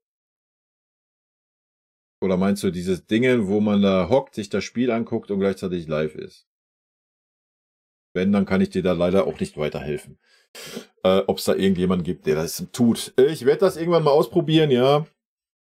Schauen wir dann mal, wie mir das gefällt. Joey Oswald. Tuchel hat mit seinen Teams schon immer auf Ergebnis gespielt. Kontrollierte Offensive aller Autoreager und oftmals Ausrichtung am Gegner statt völlig unabhängig. Vom Gegner seine eigene Spielidee und Spielstärke dem Gegner aufzuzwingen. Führt oft zum Erfolg, ist aber selten schön anzusehen. Wer sich schön Fußballer unter Tuchel erhofft, der wird künftig noch öfter enttäuscht werden. Ja. Sehr wahrscheinlich wird das so sein. Das habe ich mittlerweile auch begriffen, obwohl ich Tuchel unter Dortmund nicht so gesehen habe. Ich habe schon gesehen, dass Tuchel unter Dortmund schon versucht hat, eine Spielphilosophie auf dem Platz zu haben. Aber bei uns ist bisher wirklich die Ausrichtung am Gegner und das ist nicht Bayern-like. So, wir sind ein Club, der eine eigene Mentalität hat, der eine eigene Philosophie hat oder immer hatte. Und jetzt so den harten Schnitt zu machen und zu sagen, oh nee, wir werden aus einer kontrollierten Offensive spielen, ist ja gut und schön. Bin ich dabei, kann man machen. Wir müssen nicht diesen Hauruck-Fußball spielen, den wir unter Nagelsmann gespielt haben und den wir ins offene Messer rennen. Und das sehe ich, das fühle ich, das ist okay. Man muss nicht immer so hoch pressen, auch wenn das natürlich schön anzusehen ist, siehe Galatasaray. Ja, aber du musst trotzdem eine eigene Spielphilosophie haben. Ja, nochmal, du kannst ja aus einer kontrollierten Offensive spielen, dann halt. Du musst aber vorne eine Spielidee haben und die haben wir einfach nicht. Wir existieren nur durch Einzelaktionen und das ist super unansehnlich und bei allen Erfolg, den wir aktuell haben damit, es ist grausam einfach. Es schmerzt. Christian, Kimmich wieder mal unterirdisch. Interessant, mit welcher Leistung man bei Bayern Führungsspieler ist. Ja, aber das ist ja schon die letzten 2 Jahre so. Hoffentlich hat sich das Nagelsmann gestern angeschaut. Für die Nationalelf braucht es andere Kicker. Ja gut, in der Nationalelf spielen ja aktuell auch andere Kicker. Ja, und ja, ich denke, mit dieser Leistung wird er nicht im Zentralmittelfeld spielen. Er kann froh sein, wenn er Rechtsverteidiger spielen darf bei der Nationalmannschaft. Gut, dass ich heute keine Noten gebe. Abrix, trau dich. Katakuri, damit es mal jeder versteht endlich, wir haben super Spieler auf Außen. So wie Stürm und ENV. Aber wenn ein Kimmich und Neumann sich als zentrale Mittelfeldspieler bezeichnen, dann müssen sie auch in der Mitte die Kontrolle übernehmen und nicht überrennen lassen. Kein Zweikampf gewonnen, die Mitte ist komplett frei, stark anfällig gegen Konter, körperlich nicht robust, genauso wie Leimer, ja ab und zu gute Chipbälle von Kimmich, aber kein einziges Dribbling, die er durchführen kann. Also tut mir leid, aber da waren Thiago, Vidal, Martinez, EDC und Welten besser. Ich möchte nicht immer gegen Kimmich rumhacken, aber er ist nun mal der zentrale Mittelfeldmann. Er muss die Verantwortung übernehmen, da hat er ja auch gerne Kapitän sein möchte. Meiner Meinung nach müssen wir einen großen, robusten zentralen Mittelfeldspieler finden und einen, der kreativ ist, sowie auch gegen Pressing resistent ist. Sonst wird das international nichts. Ja, aber sonst wird das auch in der Bundesliga nichts. Wir müssen nicht, wenn die anderen Teams weiterhin so stark sind. Und mit diesen Leistungen, die wir bisher gezeigt haben, wird das gegen Dortmund sehr, sehr schwer werden. Ja, Top-Analyse. Danke, Max Albert. Fitness. Spice. Ich sage es mal so, wenn man Kritik an FC Bayern macht, dass diese quasi nicht auf dem Platz waren, dann erkennt man in meinen Augen die überragende Leistung von Gala nicht an. Das ist Schwachsinn, das habe ich auch in dem Video gesagt. Champions League sind alle Mannschaften auf einem sehr hohen Stand, das sollte man anerkennen und wenn abgepfiffen wird, zählt nur das Ergebnis. Dass man immer erwartet, das perfekte Spiel oder dass man immer dominiert, das verstehe ich einfach nicht und das macht den Sport dann auch langweilig. Kannst du deine Meinung haben? Ich denke, ich habe das jetzt in den vorigen Posts, Kommentaren, die ich schon kommentiert habe, oft genug ausgeführt, dass es nicht darum geht, sondern dass wir einfach keine Entwicklung diese Saison haben. Rob Tapp, moin, die erste Hälfte gleicht an Arbeitsverweigerung. In der zweiten Hälfte war Gala zum Glück platt. Schade, dass es Tuchel nicht schafft, eine Spielidee erkennen zu lassen. Grüße, mach weiter so. Ja, perfekt, sehe ich ganz genauso. Ich sehe auch keine Spielidee. Talkie Bayern, danke Ulle und der Cleverness der Bayern. Doch wenn Gala seine Tore macht, ob da Bayern hinten raus wirklich 3 Tore macht, habe ich meine Zweifel. Punkte mitnehmen, am Wochenende Bundesliga geht es weiter, wo Bayern punkten muss. Habe ich auch schon gesagt, also ich sehe das nicht als clever an, wenn man mit Glück nicht 3-1 auf 4-1 hinten liegt. Aber ja, kann man am Ende des Tages so bewerten. Malex, langsam überlege ich mir, mein TV-Abos zu kündigen. Da werfe ich das Geld lieber in den Fluss und schaue zu, wie die Leute hinterher springen. Eigentlich dachte ich, dass Tuchel es schaffen würde, Stabilität in die Abwehr zu bringen. Tja, war wohl nix. Stattdessen haben wir nicht nur Löcher im Mittelfeld, sondern auch noch Egoismus pur in der Offensive. Wenn Harry Kane Mitspieler statt Egoisten hätte, hätte er mindestens schon doppelt so viele Tore geschossen. Mittlerweile denke ich einfach nur noch Trainer weg. 5 bis 6 unserer Superstars weg und eine neue Mannschaft aufbauen. Ein Roger Schmidt als Trainer holen, der bei PSW und Benfica bewiesen hat, dass er das kann. Ja. Bin ich zum großen Teil bei dir. Ob ein Roger Schmidt jetzt der richtige Trainer wäre. Das große Problem ist halt, dass sich dann die Vereinsführung mal da hinsetzen müsste. Was wir gesehen haben, dass sie das beim Nagelsmann nicht getan hat. Und dann auch mal hinter so ein Trainer stehen müsste. Ja. Aber man erwartet ja immer, so wie es jetzt unter Tuchel ist, unter Tuchel ist der Erfolg da. So, das kann man nicht absprechen. Heute hätte es sich halt hinterm Nagelsmann stellen müssen, ja. Und sagen müssen, wie ich schon sagte, hier, pass auf, das ist der Fußball, den wir spielen wollen. Wenn ihr darauf keinen Bock habt, wenn ihr damit überfordert seid, dann sucht euch bitte am Ende der Saison einen neuen Verein und wir werden neue Spieler verpflichten. So, aber das tut man halt nicht. Ja? Und du könntest jetzt einen Roger Schmidt holen, der würde untergehen bei uns. Ja? Weil das nicht die Art und Weise ist. Wenn du jetzt einen Trainer holst, musst du sagen, pass auf, das ist der Trainer.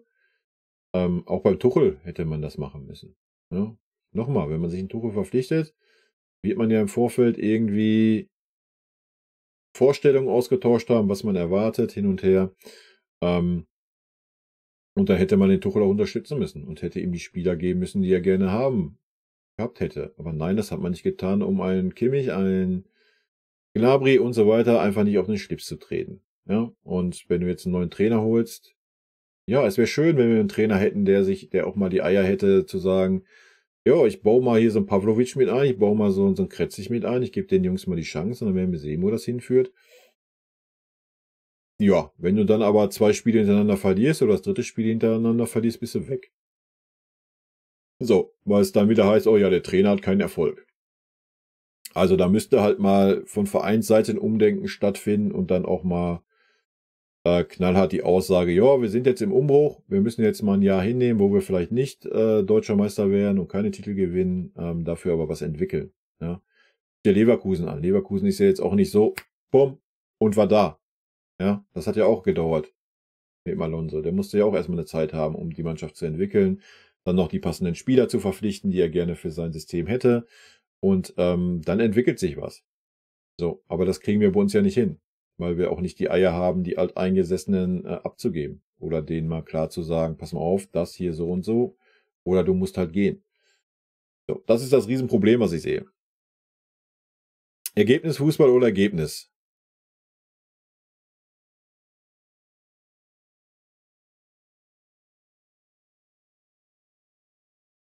Rainer, Servus.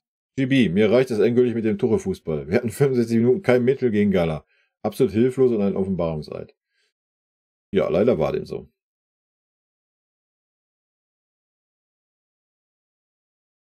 Ja, habe ich schon alles zu gesagt. Chris, das ist halt Tuchel. Vorne den Ball nicht flanken und von hinten den Ball mal rausschießen geht nicht. Wahrscheinlich bekommt der Licht dafür noch einen Anpfiff. Problem, das funktioniert nur, wenn die Mannschaft die Position hält, vor allem Dingen die Sechser. Leimer war Mitte rechts gestellt, trotzdem sah ich den immer irgendwo links und Kimmich kam damit gar nicht klar. Er musste das dirigieren, war aber komplett überfordert. Hab das Spiel auf CBS geschaut. Kommentar zu Sané nach der gelben Karte, he's back und bezog sich auf sein Null-Bock-Gehabe und Einstellung. Jo. Der muss mal wieder auf die Strafbank. Warum Kane nicht mehr angespielt wird und Coman und Sané immer so eigensinnig sind, keine Ahnung. Aber Sané links hat einfach keinen Bock. Ja. Wenn das so ist, Tell rein und ihn auf die Bank. Meiner Meinung nach aber, das traut sich Tuchel nicht. Richtig. Tell und Kane klappt besser. Dass wir Druck bekommen, war ja eigentlich klar, dass wir damit nicht umgehen können, bei dem Kader nicht. Jetzt weiß halt auch der Letzte, warum Tuchel nach Holding Six schreit. Wie immer nach den letzten Spielen. Glück gehabt, aber 3 Punkte. Tja. Ja, kann ich so stehen lassen, ne? Habe ich auch schon alles beantwortet eigentlich. Bernd, mir hat die Leistung auch nicht gefallen. Am Ende zählt aber der Sieg. Jo. Schluck auf, Prost, Kimmich grätscht im 16er und verdändelt die Kugel. Nochmal am Strafraum. Jo. That's Josua. Wir brauchen einen Sechser, aber eine Sache hat sich verbessert, die Effizienz. Was ist ein Profi? Gruß Frank. PS, Herr Tuchel hatte in der PK ein komisches Gesicht. Ja. Hätte nach so einem Spiel wahrscheinlich auch so geschaut. Wir spielen mit 2 geköpften Hühnern im Mittelfeld wild. GB, der war gut. Doktor. I don't know. Super Atmosphäre, die haben doch nur gepfiffen. Wahnsinnsatmosphäre. Was? Super Atmosphäre, die haben doch nur gepfiffen. Die haben nur gepfiffen, wenn der FC Bayern am Ball war. Wahnsinnsatmosphäre. I don't know, was du mir damit sagen möchtest, aber gut. Eugen Becker verkaufen, Sané, das geht wie letzte Saison, erste Spiele gut oder super, danach war nichts mehr. Und genau dasselbe geht wieder los. Schon in Mainz ging das los und jetzt wieder. Ja, ist ja auch nicht so, als wenn wir das hier auf dem Kanal schon prophezeit hätten. Torben, ihr müsst das wie aktuell bei Dortmund in der Liga sehen. Ihr spielt nicht sexy und holt die Punkte. Was ist erstmal, wenn ihr in Fahrt kommt? Dann sieht aber fies aus für die Gegner. Ja, von außen betrachtet mag das so sein. Mit einem genaueren Blick darauf leider nicht. André, ich habe noch nie so ein schlechtes Fußballspiel von Bayern gesehen und bin schon Fan seit Ende der 80er Jahre, Anfang 90er. kann das nicht mehr mit ansehen. Hab schon immer gesagt, der Tuchel passt nicht zu uns, aber die Mannschaft hat auch keinen eigenen Biss. Da gibt es nur ein Wort, Katastrophen. Bin ganz deiner Meinung. Mach mal Fenster auf Kipp. Bot, dann bin ich froh, dass ich es nicht sehen konnte. Da kannst du froh sein, ja. Max Albert, glaube, das Projekt mit Tuchel und Bayern wird langfristig nicht gut gehen. Nee, wird's auch nicht. Dann liegt es aber nicht an Tuchel. Na doch, ein bisschen schon. Ein bisschen schon. Ich stimme dir zu, dass es nicht nur an Tuchel liegt. Nochmal, wenn man sich den Trainer ins Haus holt, muss man wissen, worauf man sich einlässt. Muss den Trainer auch unterstützen, muss dem Trainer dann auch die Spieler zur Verfügung stellen, die er braucht. Jetzt vielleicht nicht namentlich genau den Spieler, wenn das zu teuer ist oder so. Aber diese Art Spieler dann muss man ihm Alternativen bieten. Da bin ich komplett bei dir. Aber normalerweise muss ja ein Tuchel in diesen Gesprächen auch gesagt worden sein, hallo Thomas, hier bei uns hat man eine eigene Spielphilosophie, die man versucht durchzubringen und nicht, ja, guck mal, wie der Gegner spielt und dann richte dich mal daran aus. Ja. Also das ist schon auf beiden Seiten so. Aber natürlich ist das nicht alleine Tuchel seine Schultern. Ja, da bin ich bei dir. Aber dass es gar nicht an ihm liegt, ist leider auch Schwachsinn, weil ich denke, ja, Tuchel, haben wir gesehen, hatten die Sané 90 Minuten durchspielen lassen, was du gegenüber den anderen Spielern nicht vermitteln kannst, ja, und gegenüber den Fans schon gar nicht. Also das ist, da spricht kein anderer rein, das ist eine Trainerentscheidung. Und normal hätte Sané spätestens zur Halbzeit auswechseln müssen. Gewonnen, jawohl, Party! Barack Joe. She Babyface, Kimmich wieder unterirdisch. Ja. The Rocker, ich sage es vielleicht krass, aber von mir aus kann Kimmich gehen. Für mich ist das Arbeitsverweigerung. Der ach so große Sechser hat gegen ein mittelmäßiges Team Probleme, gegen das Pressing anzukommen. Mir tut da die Innenverteidigung so leid, die müssen alles ausbügeln. Auch Davis ist aktuell keine Verstärkung. Sein Stellungsspiel ist grauenhaft. Man kann froh sein, dass es kein Remis geworden ist. Man kann froh sein, dass man das Spiel nicht verloren hat, ey. Ja, gibt's nichts hinzuzufügen. Josef vom Brunn. Eine Spitzenmannschaft bricht nicht nach 70 Minuten ein. Galatasaray. Wenn die Bayern-Fans so pfeifen würden, zum Beispiel gegen Dortmund, dann würden die Sportjournale von Unsportlichkeit und so weiter reden. Hä? Nun reden sie von guter Stimmung und müssen die Dezibel lautsprechen. Ich bin stolz auf die Bayern. Ja, ich bin nicht stolz auf die Bayern. Das mit der Stimmung, was hat das mit Unsportlichkeit zu tun, wenn man pfeift, wenn der Gegner am Ball ist? Also das ist völliger Schwachsinn in meinen Augen. Das tun auch andere Fans, andere Stadien, jetzt nicht in dieser Lautstärke. Und ja, es ist halt einmalig, dass die da so eskalieren, wie sie eskalieren und ja, dass die Journalisten sich daran hochziehen. Ja, maybe, mein Gott. Sollen sie tun. Wie gesagt, ich sehe das nicht als unsportlich an, aber das muss jeder für sich wissen. Sei nicht verzweifelt neidisch auf die Fans von Galatasaray, das ist ähnlich. Nee. Also erstmal, Neid ist ja nichts Schlimmes, man kann ja neidisch sein auf die Fans. Und ja, die Stimmung war mega. Allerdings muss man auch sagen, dass die Stimmung nach dem 2:1 komplett weg war. Also da muss man dann auch den Fans von Galatasaray mal einen Vorwurf machen. Ja? Es steht nur 2:1, es stand nicht 3:1 oder 4:1, es steht 2:1. Und dann musst du doch als Stadion nochmal genau das rausballern, was du die ersten 45 Minuten rausgeballert hast. Um halt zu versuchen, der Mannschaft zu helfen, nochmal ins Spiel zu kommen. Ja, man hat gesehen, Gala war müde, viele Spieler waren müde, es waren ein paar Einwechslungen da. Und da musst du nochmal Gas geben. Ja, also das kann man schon kritisieren. Ansonsten vorher die Stimmung war natürlich mega. Ja, und klar kann man da neidisch drauf sein, wenn man das in seinem eigenen Stadion nicht hat. Also, wie gesagt, Neid ist nichts Schlimmes. Wir reden nicht von Missgunst. Missgunst ist was anderes. Neidisch kann man ruhig sein. Ist ja nur eine Anerkennung der anderen Seite. Aber da ist zum Beispiel, guckt euch Union an. So, im Olympiastadion, wo Stimmung ganz schwer ist rüberzubringen, die geben halt 90 Minuten Gas. Ja, egal ob es 1-2, 1-3, 1-4 steht. So, und hätte das Stadion das getan, denke ich, dass das vielleicht sogar nochmal gekippt wäre. Aber hätte Fahrradkette, ne? Sanram, da hat man wieder gesehen, dass Kimmich nicht pressingresistent ist. Ja, das wissen wir ja. Der macht sich schon nass, wenn einer auf ihn zuläuft. Genau. Aber das wissen wir ja. Bei Sané 90 Minuten Fremdschämen. Ja, ging's mir genauso. Die Matteo kann die Kritik gar nicht nachvollziehen. Wenn man bedenkt, wie überladen die Spieler momentan sind, kann man so ein Spiel in Istanbul mit so einem Ergebnis gar nicht hoch genug einschätzen. Dieser heutige Spielplan der europäischen Ligen lässt so aber eine extrem dominante Spielweise, wie es die Bayern ja oft in der Vergangenheit gezeigt haben, fast gar nicht mehr zu. Das sollte man aber als Fußballfan schon auch erkennen. Ich sage, die Bayern täten gut daran, gerade in englischen Wochen nur noch. Ja, deine Meinung sehe ich leider komplett anders. Guck dir Leverkusen an, die haben genauso viele Spiele wie wir. Guck dir Galatasaray an, die haben genauso viele Spiele wie wir. Argumentation abgeschlossen, Punkt. Wierdorf. Haben die Tuchel-Kritiker eigentlich eine Idee für einen Nachfolger? Ich sehe keine Alternative. Nö. Aber ist auch egal, du kannst jeden da hinsetzen. Also es kann nicht schlechter werden wie aktuell, zumindest fußballerisch. Ja. Ob du einen Zidane da hinstellst, sonst wen mal eine Chance gibst, ja, du hättest auch mal einen jungen Trainer eine Chance geben können aus den eigenen Reihen, die hat man immer wieder weggeschickt, siehe Hoeneß, siehe Scholl und so weiter.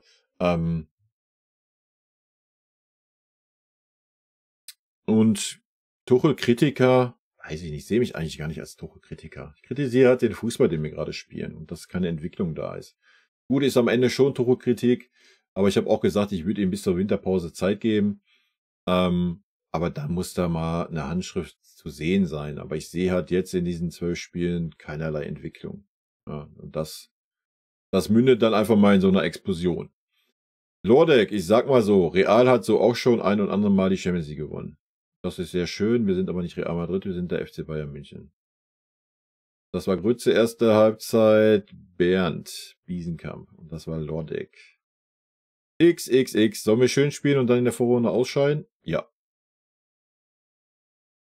Meiner Meinung nach ja. Und ich denke nur, wenn wir jetzt schön gespielt hätten, wäre es ja nicht so, dass wir da nicht die Ergebnisse erzielt hätten. Aber gut, hätte, Fahrradkette. Ist die Frage ernst gemeint? Schließt schöneres Spielen einen Sieg aus? Ja, ganz genau. Ist halt, sehe ich halt genauso. Guck dir Leverkusen an, die spielen schön Fußball, gewinnen trotzdem. So, Argumentation abgeschlossen. Wenn du schon immer hier diese Vergleiche zu bringen, ne? Grausam, wie wir spielen. Yes, Yannick. Bricks im Kopf. Sorry, aber das war eine richtig scheiß Leistung. Leute, das gibt nichts mehr mit Tuchel. Ja, wir haben gewonnen, aber das war es auch schon. Was ein peinlicher Auftritt. Gala hätte den Sieg verdient gehabt. Unsere Mannschaft ist keine Mannschaft. Guck gerade die Prime Bayern Doku. Das war eine Mannschaft und so viel Spielglück kannst du nicht zum Finale haben. Das ist richtig. Kevin Disbrek, dem habe ich nichts hinzuzufügen. Danke. Burak, wo war Sané oder allgemein eine Katastrophe? Tut mir leid, aber was hast du denn bitte für Erwartungen? Das war Hexenkesse, das beste Gala seit 10 Jahren. Das hat man den Jungs die ersten 50 bis 60 Minuten angemerkt. Danach, zack, kurzer Prozess, 3 Tore auswärts und am Ende noch klar gewonnen. 3 Spiele, 3 Siege, also was erwartest du? 0:7, Bayern und hätte Kane und Sané. Sorry, Burak, glaube, du verstehst einfach nicht, wovon ich rede. Wenn du das tun würdest, hättest du nicht so einen komischen Kommentar geschrieben hier. Und nein, ich erkläre das mit Leroy Sané jetzt nicht nochmal. Kann sein, dass du nur dieses Video gesehen hast hier auf dem Kanal. Dann kann ich vielleicht deinen Post nachvollziehen. Aber auch du hättest ja wenigstens die Leistung von Sané dir 90 Minuten angucken können. Dann hättest du so eine Frage nicht gestellt in meinen Augen. Andreas Wagner, FCB grausam trotz Sieg, grausames Spiel über 70 Minuten von Gala an die Wand gespielt. Ideenlos trotz so viel Raum, das Gala angeboten hat. Und wann wechselt Tuchel ein? Frühere Wechsel hätten es sein müssen. So wird das nichts. Auch Tuchel sollte seinen Hut nehmen. Chris, also ich möchte jeden, der die erste Halbzeit so schlecht macht, mal sehen, wenn die in diesem Stadion gegen diese Mannschaft spielen müssten. Euch würde beim Einlaufen schon die Flitzekacke in die Stutzen laufen. Ja, geil. Erstmal geiler Kommentar, aber auch du hast das zumindest meine Kritik nicht verstanden. Ist aber auch nicht schlimm.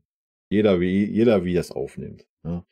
Geht nicht darum, erstmal klar, das Stadion hat natürlich einen Faktor, logisch, müssen wir nicht drüber rumreden, aber damit kann man ja nicht die erste Halbzeit argumentieren. Also beim besten Willen nicht.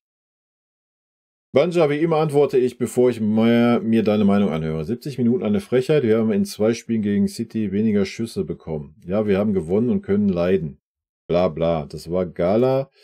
und nicht Prime, Barcelona oder City. Tuchel wechselt wieder schlecht. Die einzigen Spieler, die für mich wirklich gut waren, waren Ulreich und De Ligt. Kim hat mir zu viel leichte Fehler gemacht. Davis erste Halbzeit Schrott, hat sich in der zweiten Halbzeit gesteigert. Mats Rauig für mich schwach. Ich bleibe dabei. Saar ist wahrscheinlich besser. Kimmich hatte natürlich gute Aktionen, aber seine schlechten waren so eine Katastrophe. Ganz ehrlich, zu Leimer fällt mir gar nichts ein. Eine 6 wäre fast zu nett. In den ersten 70 Minuten ist der irgendwo und gewinnt keinen Zweikampf. Beim Kopfball nur noch peinlich. Wenn er den Ball hat, passiert gar nichts. Jamal so viele Ballverluste in der Zentrale, die uns um die Ohren geflogen sind. Kane auch eher schwach, auch Coman vergessen. Der gehörte auch zu den Guten. Sané heute im City-Modus, Chancentod und dann mehrfach am Nörgeln abdrehen, obwohl er 4 klare Chancen täglich vergibt. Sané sehe ich bei einer 5 bis 6. So, Video gesehen, hast bei mir abgeschrieben. Immerhin gewonnen, der berühmte Bayern-Dusel. Von Oldschool.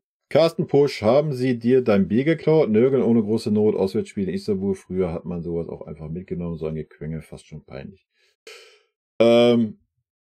Ja, ich wiederhole es nicht nochmal. Auch du hast nicht verstanden, was ich hier erzähle. Ist aber auch nicht schlimm. Kannst deine Meinung haben. Und nein, ich habe kein Bier getrunken. Man hat mir mein Bier nicht geklaut. Brixenkorb, wann wurde bitte erst wieder gewechselt? Tuchel will es aber auch nicht verstehen. Und auf die einzelnen Spieler gehe ich nicht mehr ein. Kein Selbstbewusstsein, das Team. Keine Spielidee, keine Kombination, hinten Note 6 setzen. Keine Körpersprache, boah, ich höre auf. Mindestens 3 Spieler nach der Saison weg. Und den Trainer gleich mit. Ja gut, das mit den 3 Spielern haben wir letzte Saison schon gesagt. Und ich denke, wir haben alle gesehen, was passiert ist, nämlich nichts. Chico, ich könnte meinen Kommentar hassen. Wir spielen keinen Fußball. Tuchel gehört weg. Hab Fußballintelligenz erhofft. Denkst, der Kackfußball haben wir. Weg mit Tuchel. Ich gebe dir mal ein Herz dafür. Ich tue mich noch schwer mit diesem Weg mit Tuchel Geschripsel. Aber ja, langsam aber sicher kippt bei mir auch die Stimmung gegen Tuchel. Sage ich euch ganz ehrlich. Ja, ich hab's gesagt. Bis zur Winterpause würde ich ihm Zeit geben. Danach sollte das so weitergehen nach der Winterpause. Unabhängig vom Ergebnis fühle ich persönlich das dann nicht. Aber vielleicht auch nochmal abschließend, falls sich das hier noch jemand bis zum Ende reingeballert hat. Ich habe ja auch die 90 Minuten voll gemacht. Habe da wahrscheinlich mehr Leistung gezeigt als der eine oder andere Bayern-Spieler gegen Galatasaray. Manchen gefällt das. Manche sehen wahrscheinlich auch nur das Ergebnis 3-1. Und ist doch okay, Leute. Gönnt euch, seid glücklich, freut euch über Ergebnisfußball beim FC Bayern München. Ist alles gut und schön. Mir persönlich reicht das nicht und das ist nur meine Meinung. Ja. Einige teilen die, viele andere nicht. Aber das ist mir persönlich Wumpe. Und in diesem Sinne, Leute, rot-weiße Grüße gehen raus. Ich bin gespannt aufs Wochenende. Heute, wer Bock hat, 18 Uhr bin ich live auf Twitch. Vielleicht machen wir so eine halbe Stunde Rückblick auf Gala. Danach gehen wir in die Bayern-Doku rein. Könnt ihr gerne mitgucken auf Twitch, müsst dafür aber natürlich Amazon Prime haben, sonst geht das nicht. In diesem Sinne, tschüssi.